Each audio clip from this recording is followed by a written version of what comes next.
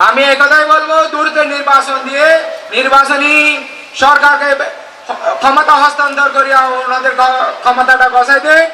আমরা চেষ্টা করেছি 1971-এর শহীদদের ধারণ করে এবং 24-এর গণ আন্দোলনের শহীদদের ধারণ করে আমরা এখানে একটা শহীদ চত্বর করেছি।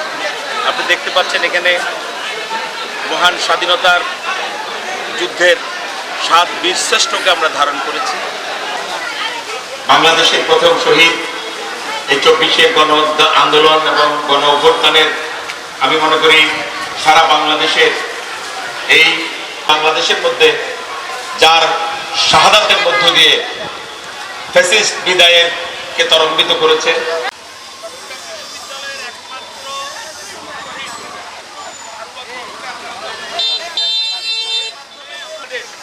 বাংলাদেশ হবে বৈষম্যহীন বাংলাদেশ।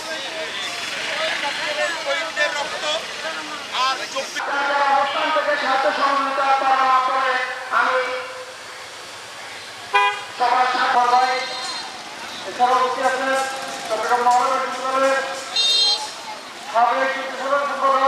বাংলাদেশ করতে চাই।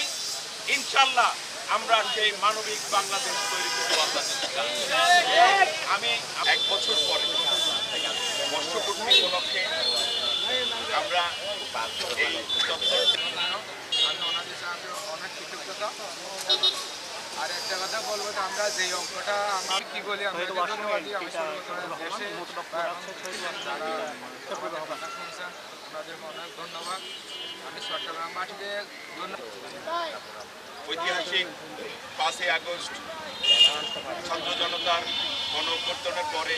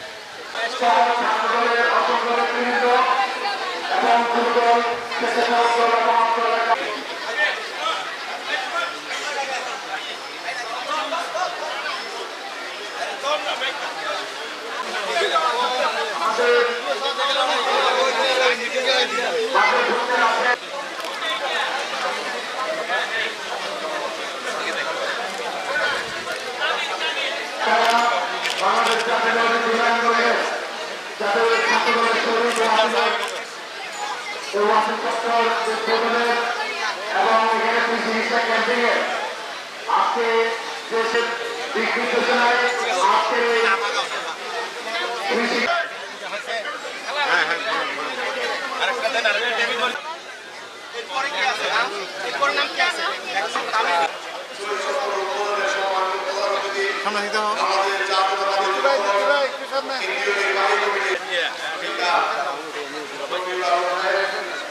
আজকে এখানে উপস্থিত হয়েছে আমাদের গতানুগতিক ধারার রাজনীতির বাইরে।